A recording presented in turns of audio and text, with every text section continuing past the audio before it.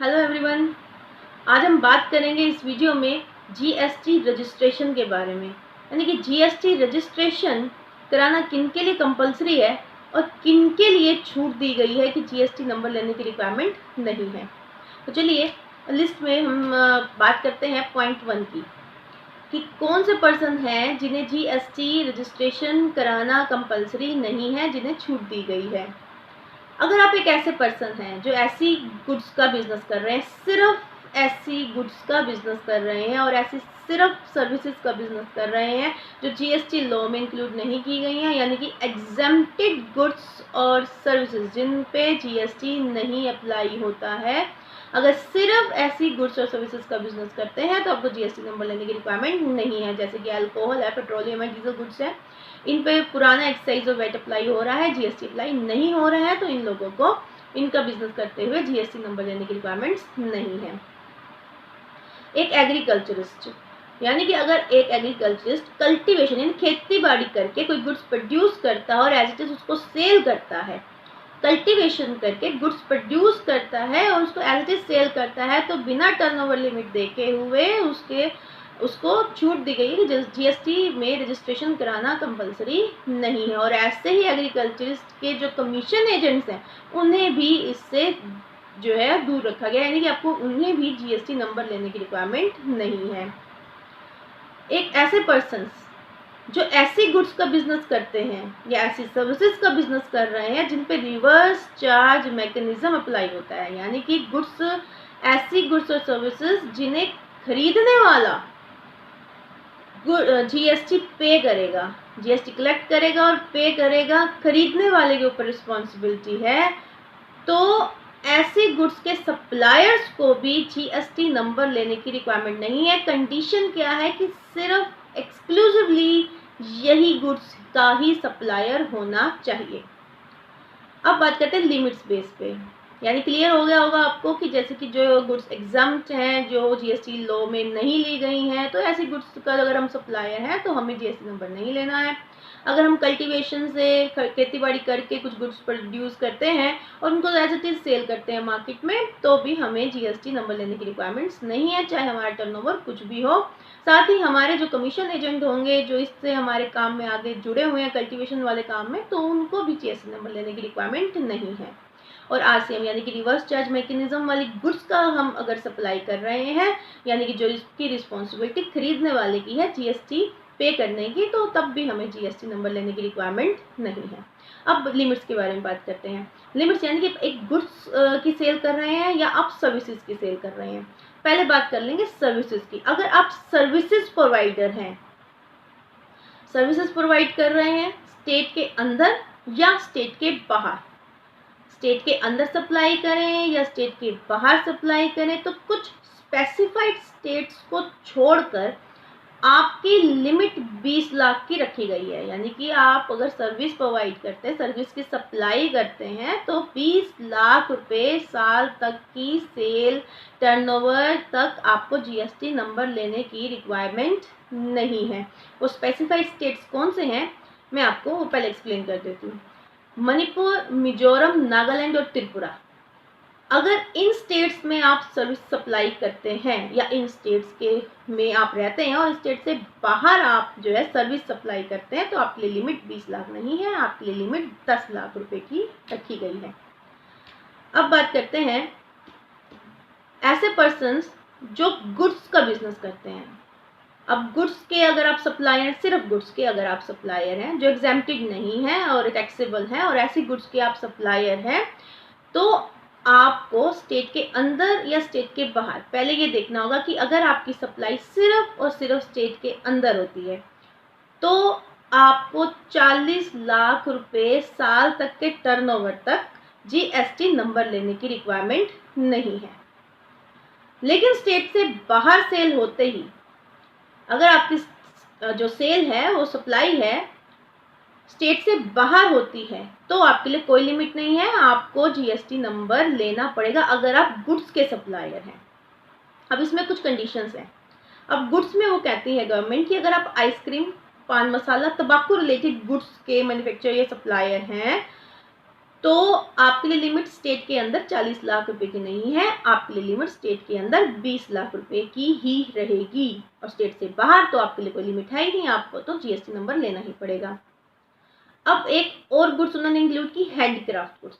ये कहते हैं कि अगर आप हैंडीक्राफ्ट गुड्स के सप्लायर हैं, स्टेट के अंदर करते हैं, तो 40 लाख की लिमिट ले लीजिए। यानी 40 लाख तक हैंडीक्राफ्ट गुड्स बनाने वाला, सेल करने वाला, सप्लाई करने वाले को 40 लाख तक जीएसटी नंबर लेने की रिक्वायरमेंट नहीं है। लेकिन स्टेट से बाहर होते ही, क्योंकि जीएसटी नंबर लेना कंपलसरी है बाकी गुड्स के लिए, लेकिन हैंडीक्राफ्ट गुड्स बनाने वाले को अगर हैंडीक्राफ्ट गुड्स की सप्लाई स्टेट से बाहर करनी है तो उसे लिमिट 20 लाख रुपए तक की दी गई है। यानी कि स्टेट से बाहर सेल करने पर 20 लाख तक की लिमिट तक उसे जीएसटी नंबर लेने की रिक्वायरमेंट नहीं है। अब ऐसे पर्सन्स जो हैं, मैंने आपको गुड्स के जो सप्लाई बताई है वो स्पेसिफाइड स्टेट्स को छोड़ के थी। यानी कि अब आपको जो मैं स्टेट्स बताने जा रही हूँ, अगर आप उन स्टेट्स के अंदर गुड्स की सप्लाई करते हैं, जैसे अरुणाचल प्रदेश, मेघालय, पांडिचेरी, सिक्किम, तेलंगाना और उत्तराखंड, अगर आप यहाँ पर गुड्स के सप्लायर हैं तो आपके लिए लिमिट 40 लाख की नहीं है, आपके लिए लिमिट 20 लाख रुपए तक की सालाना दी गई है। इसके अलावा अगर आप मणिपुर, मिजोरम, नागालैंड और त्रिपुरा के अंदर गुड्स की सप्लाई करते हैं तो आपके लिए लिमिट 40 लाख नहीं 10 लाख रुपए की है। अब इन स्टेट से बाहर सप्लाई करेंगे तो आपके लिए कंपलसरी है जीएसटी नंबर लेना, लेकिन इन स्टेट के अंदर करते हैं तो 20 लाख और 10 लाख की है। बाकी अदर स्टेट्स में 40 लाख की है। और हैंडीक्राफ्ट गुड्स पे इंटर स्टेट यानी स्टेट से बाहर भी 20 लाख की है। और आइसक्रीम, तंबाकू, पान मसाला जैसी गुड्स के लिए स्टेट के अंदर भी लिमिट 20 लाख रुपए की है। अब ऐसे पर्सन जैसे कैजुअल टैक्सेबल पर्सन। अब कैजुअल टैक्सेबल पर्सन कौन होता है, पहले मैं वो एक्सप्लेन कर दूं। ऐसे पर्सन जिनका प्लेस ऑफ सप्लाई यानी कि जो जहां से वो अपनी सेल करेंगे, यानी place of supply fixed business place नहीं है। फॉर एग्जांपल हरियाणा के कोई पर्सन है, उनके गारमेंट्स का बिजनेस है, उन्हें एग्जीबिशन का पता चलता है दिल्ली में, वो अपना जो है अच्छा कलेक्शन स्टॉक उठाकर दिल्ली में जो है एग्जीबिशन में, 1 महीने का एग्जीबिशन है, वहां पर जाकर जो है अपना जो है सप्लाई करेंगे गुड्स का। जब उन्होंने ये जाने का, वहां पर सेल करने का, सप्लाई करने का डिसीजन लिया, तो वो वहां के लिए, स्टेट के लिए कैजुअल टैक्सेबल पर्सन बन जाएंगे, जिनके लिए कंपलसरी है जीएसटी नंबर लेना। क्योंकि दिल्ली के अंदर उनका जो प्लेस ऑफ सप्लाई है वो टेम्परेरी है, फिक्स नहीं है, इसलिए वो वहां के लिए कैजुअल टैक्सेबल पर्सन बन जाते हैं। अब ऐसे कैजुअल टैक्सेबल पर्सन के लिए अगर वो हैंडीक्राफ्ट गुड्स का बिजनेस करते हैं तो लिमिट बन जाती है 20 लाख रुपए की, सिर्फ हैंडीक्राफ्ट गुड्स के केस में। बाकी केसेस में कैजुअल टैक्सेबल पर्सन को कंपलसरी होता है जीएसटी नंबर लेना। तो जैसे कि अब कंपलसरी टैक्सेबल पर्सन की बात हो ही गई है, तो हम बता दें कि और कौन से पर्सन है जिनके लिए अब कंपलसरी है जीएसटी नंबर लेना। पहले तो मैंने एक्सप्लेन कर ही दिया कि कैजुअल टैक्सेबल पर्सन के लिए कंपलसरी है जीएसटी नंबर लेना।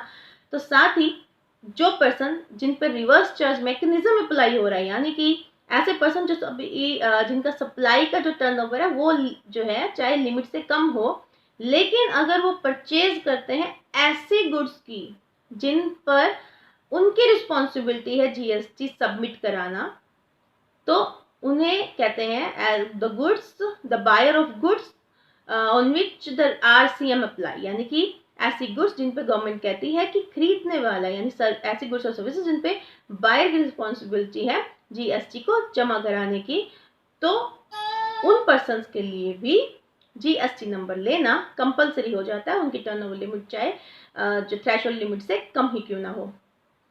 अब बात करते हैं इलेक्ट्रॉनिक कॉमर्स ऑपरेटर्स के बारे में। जैसे आपके अमेजोन, फ्लिपकार्ट और एक्सेट्रा जो हैं आजकल, आप सब जानते हैं, ये इलेक्ट्रॉनिक कॉमर्स ऑपरेटर्स ही हैं। ये प्लेटफॉर्म प्रोवाइड करते हैं ऑनलाइन सप्लाई करने की और परचेज करने की। अब इन सब के लिए जीएसटी नंबर लेना कंपलसरी है, लेकिन क्या जो इन लोग इस प्लेटफॉर्म को यूज कर रहे हैं, जो अपने गुड्स और सर्विसेज को सप्लाई कर रहे हैं प्लेटफॉर्म का यूज करके, क्या उनके लिए भी कंपलसरी होगा? नहीं, उनके लिए कंपलसरी नहीं है। वो थ्रेशोल्ड लिमिट यानी कि जो लिमिट्स दी गई है उन लिमिट्स को यूज करके ही रजिस्ट्रेशन नंबर के लिए जो है अप्लाई करेंगे। वो वॉलंटरी है, कि अगर लिमिट से नीचे होने के बाद भी अगर आप लेना चाहें तो आप ले सकते हैं, लेकिन कंपलसरी है अगर आप लिमिट से ऊपर की सेल करते हैं तो। अब बात करते हैं एनआरआईज के लिए। एनआरआईज अगर टैक्सेबल गुड्स की सप्लाई इंडिया में कर रहा है तो उसके लिए कोई लिमिट नहीं है, उन्हें जीएसटी नंबर अप्लाई करना होगा, रजिस्ट्रेशन कराना होगा, तभी वो गुड्स की सप्लाई कर सकते हैं, गुड्स और सर्विसेज की। अब बात करते हैं इनपुट सर्विस डिस्ट्रीब्यूटर्स की। अगर आप आईएसडी हैं यानी कि इनपुट सर्विस डिस्ट्रीब्यूटर हैं, जैसे कि आप कुछ सर्विसेज परचेज करते हैं और जो टैक्स इनवॉइस इनपुट क्रेडिट आपको रिसीव होता है वो आगे आप जो है डिवाइड करके डिस्ट्रीब्यूट करते हैं अपने ब्रांचेस वगैरह में। तो इस तरह से अगर आप काम कर रहे हैं आईएसडी इनपुट सर्विस डिस्ट्रीब्यूटर का, तो भी आपके लिए जीएसटी रजिस्ट्रेशन कराना कंपलसरी है। और बाकी वो सब पर्सन जो लिमिट से, जो गवर्नमेंट से लिमिट्स बनाई हैं, उन लिमिट से अगर ऊपर आते हैं तो उनके लिए भी कंपलसरी है जीएसटी रजिस्ट्रेशन कराना। एक है सेक्शन 51। अंडर सेक्शन 51 कुछ स्पेसिफाइड पर्सन्स हैं, अगर वो स्पेसिफाइड गुड्स की परचेज करते हैं तो उसकी जो पेमेंट एक पर्टिकुलर लिमिट से ऊपर होने पर उनको टीडीएस डिडक्ट करना है, यानी टीडीएस डिडक्टर्स केस में आते हैं अगर कुछ पर्सन, तो उनके लिए भी जीएसटी नंबर लेना कंपलसरी हो जाता है।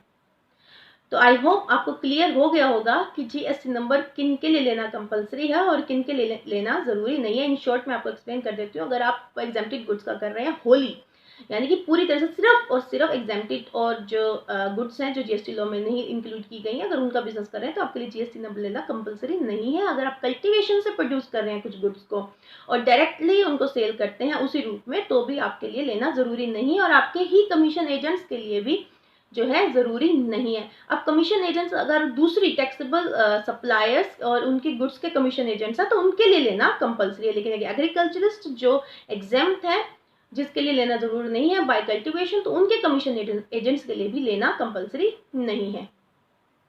ऐसे गुड्स के सप्लायर जो रिवर्स चार्ज मैकेनिज्म अप्लाई होता है जिन गुड्स और सर्विसेज पे, तो उनके लिए भी लेना कंपलसरी नहीं है। सर्विसेज अगर आप इंटरस्टेट दे रहे हैं कुछ स्पेसिफाइड स्टेट्स को छोड़कर, तो आपकी लिमिट 20 लाख रुपए तक की है। अगर आप गुड्स के सप्लायर हैं स्पेसिफाइड स्टेट्स को छोड़कर, इंट्रास्टेट यानी स्टेट के अंदर आपके लिए लिमिट 40 लाख रुपए की है, स्टेट से बाहर आपके लिए कोई लिमिट नहीं है। हैंडीक्राफ्ट्स वालों के लिए लिमिट स्टेट के बाहर भी दी गई है, वो 20 लाख रुपए तक की दी गई है। आइसक्रीम, तंबाकू, पान मसाला से रिलेटेड लोगों के लिए स्टेट के अंदर भी लिमिट जो है 40 लाख ना देकर 20 लाख दी गई है और स्टेट से बाहर उनके लिए कोई लिमिट नहीं है। जो स्पेसिफाइड स्टेट्स हैं जिनमें गुड्स की सप्लाई हो रही है उनमें जो है मिजोरम, नागालैंड, त्रिपुरा और मणिपुर में 10 लाख की लिमिट है और बाकी अरुणाचल प्रदेश, मेघालय, पांडिचेरी, सिक्किम, तेलंगाना, उत्तराखंड यहाँ पर 20 लाख की लिमिट है और स्टेट से बाहर सेल होते ही कोई लिमिट नहीं है गुड्स की सप्लाई पे।